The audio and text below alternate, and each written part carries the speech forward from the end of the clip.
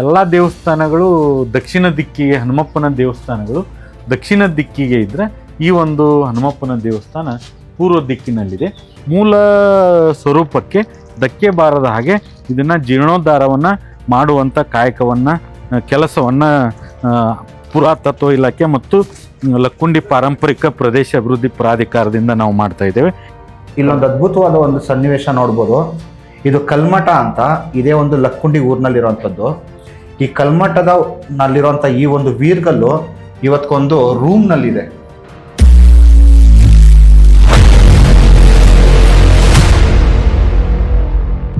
ಮೂಲವಾಗಿ ಇದು ಒಂದು ದೇವಸ್ಥಾನ ಬೇರೆ, ಇಲ್ಲಿ ಕಲ್ಮಠದ ಅನ್ನುವಂಥ ಸ್ವಾಮಿಗಳು ವಾಸ ಮಾಡ್ತಾ ಇರುವುದರಿಂದ ಜನಜನಿತವಾಗಿ ಜನರ ಬಾಯಲ್ಲಿ ಕಲ್ಮಠ ಅಂತ ಕರೀತಾರೆ. ಈ ಕಲ್ಮಠ ಹೇಗಿತ್ತು, ಈ ಕಲ್ಮಠದಲ್ಲಿ ಇವರು ಪೂರ್ವಜರು ಹೇಗೆ ಬಂದರು ಅನ್ನೋದನ್ನು ಸ್ವತಃ ಅವ್ರ ಬಾಯಿಂದನೇ ನಾವು ಕೇಳ್ಕೊಳ್ಳೋಣ. ಅಜ್ಜವ್ರೆ, ಎಷ್ಟು ವರ್ಷದಿಂದ ತಾವು ಈಗ ಒಂದು ಮಠದಾಗಿದ್ರಿ? ನಾವೀಗ ಸ್ವಲ್ಪ ಸಣ್ಣ ಅಂತ ನಮ್ಮ ನೆಪ್ಪಲ್ಲಿ ಹೇಳ್ತೀವಿ. ಹಿಂದ ಅಜ್ಜ ಅಮ್ಮ ಅವರು ಬಂದದ್ರಿ ಅದು ನಮ್ಮ ವಂಶ ಪೂರ್ತೇಕ. ಈಗ ನಮ್ಗೆ ಗೊತ್ತಿದ್ದು ಬಳಕಂತಂದ್ರೆ ನಾವು ಹುಟ್ಟಿಂದ ಅಷ್ಟ ಮಾಹಿತಿ ಹಿಂದ ಇದು ಅನುಭವದಿಂದ ಮಠ ಏನ್ರಿ ಅವಾಗ ಏನಿತ್ತು ಏನೋ ನಮಗೂ ಮಾಹಿತಿ ಗೊತ್ತಿಲ್ಲ. ಈಗ ನಮ್ಮ ತಿಳುವಳಿಕೆ ಮತ್ತೆ ಯಾರು ದೇಕರಿಕೆ ಮಾಡೋ ಅಂತ ನಾವು ದೇಕರಿಕೆ ಮಾಡ್ಕೊಂಡು ಹೊಂಟಿದ್ವಿ. ಈ ಸಾಹೇಬರು ಬಂದು ಹಿಂಗ ಅಂದ್ರು ಮಾಡ್ತೀವ್ರಿ ಅಂತೇಳಿ ಅವ್ರಿಗೆ ಅನುಮತಿ ಕೊಟ್ಟಿದ್ದು ಖರೆ.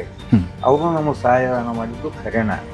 ಮುಂದೆ ಇದಕ್ಕಿಂತ ಹೆಚ್ಚಿನ ಏನ್ ಬೇಕು ಇವಳು ಸಹಾಯ ಮಾಡಿಕೊಟ್ಟು ಅಂತ ಅಂದಾರ್ರಿ ಸಾಹೇಬ್. ಹೌದ್ರಾ? ಹೌದು. ಏನ್ರಿ ಎಷ್ಟೈತಿ ನೋಡ್ರಿ. ಎಲ್ಲ ರೀತಿಯಿಂದನೂ ಸಹಕಾರ ಮಾಡ್ಯಾರ ಅಭಿವೃದ್ಧಿ ಕೆಲಸ ಮಾಡಲಿಕ್ಕೆ. ನೋಡಿ, ನೀವು ಸ್ಥಳೀಯರು ಸಹಕಾರ ಕೊಟ್ಟರೆ ಎಂತೆಂಥ ಒಳ್ಳೊಳ್ಳೆ ಕೆಲಸಗಳಾಗುತ್ತೆ ಅನ್ನೋದಕ್ಕೆ ಇದೇ ಒಂದು ಉದಾಹರಣೆ ಆಗಿದೆ. ಹಾಗಾಗಿ ನಿಮ್ಗೆಲ್ಲ ಅಭಿನಂದನೆಗಳು ಇಂಥ ಒಂದು ಒಳ್ಳೆ ಕೆಲಸಕ್ಕೆ. ಇವ್ರ ಅಣ್ಣ ಇವರು ತಮ್ಮ, ಒಂದು ಮನೆಯಲ್ಲಿ ಇವರು ಇದ್ರು, ಒಂದು ಮನೆಯಲ್ಲಿ ಇವರು ಇದ್ರು. ಇಬ್ಬರು ಸಹಿತವಾಗಿ ಈ ಒಂದು ಲಕ್ಕುಂಡಿಯಲ್ಲಿರುವಂಥ ಈ ಕಲ್ಮಠವನ್ನು ಅಭಿವೃದ್ಧಿ ಮಾಡಲಿಕ್ಕೆ ಸ್ವಂತ ವಾಸವಾಗಿರುವಂಥ ಮನೆಯನ್ನೇ ನಮ್ಮ ಲಕ್ಕುಂಡಿ ಅಭಿವೃದ್ಧಿ ಪ್ರಾಧಿಕಾರಕ್ಕೆ ಬಿಟ್ಟು ಕೊಟ್ಟು ಒಂದು ಒಳ್ಳೆಯ ಒಂದು ಕೆಲಸವನ್ನು ಇವರಿಬ್ಬರು ಮಾಡಿದ್ದಾರೆ.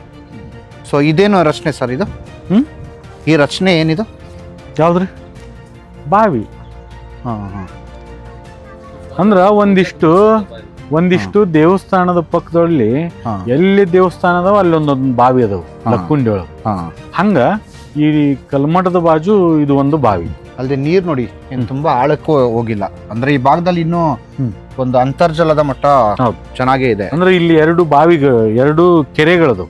ಒಂದು ಹಾಲುಗುಂಡಿ ಬಸವೇಶ್ವರ ಕೆರೆ, ಇನ್ನೊಂದು ದಂಡಿನ ದುರ್ಗಮ್ಮ ಕೆರೆ. ದೊಡ್ಡದಾದ ಕೆರೆಗಳಿರುವುದರಿಂದ ಇಲ್ಲಿ ಅಂತರ್ಜಲ ಬಹಳಷ್ಟು ದೊಡ್ಡ ಪ್ರಮಾಣದಲ್ಲಿದೆ.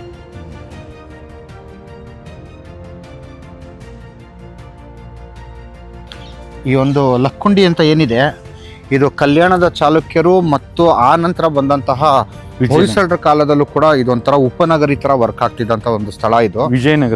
ವಿಜಯನಗರದ ಕಾಲದಲ್ಲೂ ಕೂಡ ತುಂಬಾ ಮಹತ್ವವಾದ ಸ್ಥಳ.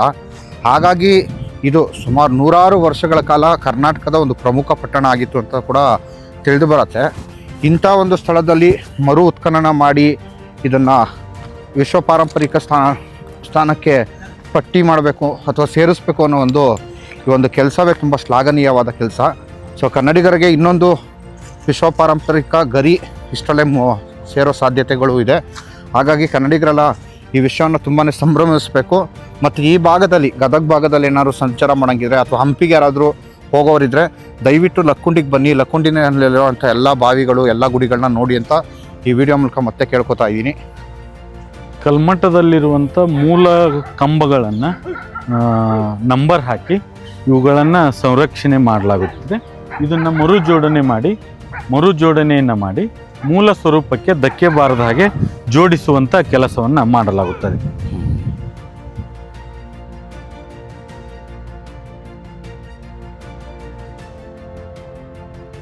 ಸೊ ಆಗ ಒಂದು ಪ್ರಶ್ನೆ, ಈಗ ಸಾರ್ವಜನಿಕರನ್ನ ಒಳಗೊಳಿಸ್ಕೊಂಡು ಬೇರೆ ಬೇರೆ ಇಲಾಖೆಯನ್ನು ಸೇರಿಸ್ಕೊಂಡು ಕೆಲಸ ಮಾಡ್ಬೇಕಂದಾಗ ಮೊದಲು ಎಲ್ಲರ ಜೊತೆ ಸಮಾಲೋಚನೆ ಮಾಡಿ ಟ್ರೈನಿಂಗ್ ಕೊಟ್ಟು ಆ ಥರ ಏನಾರು ಆಗಿತ್ತಾ? ಹೌದು.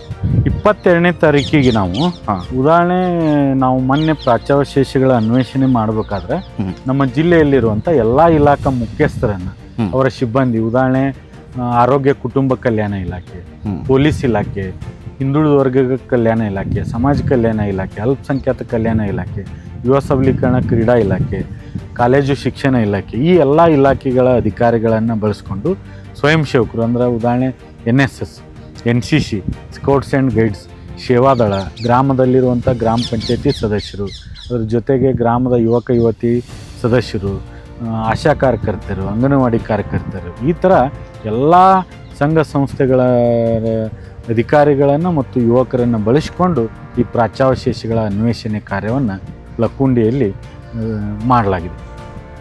ಸೊ ಇದಕ್ಕೆ ಟ್ರೈನಿಂಗ್ ಅಂತ ಏನಾದ್ರು ಎಲ್ಲಾರನ್ನೂ ಕರೆದು 27ನೇ ತಾರೀಕು ನಾವು ಟ್ರೈನಿಂಗ್ PPT ಮಾಡಿದ್ವಿ.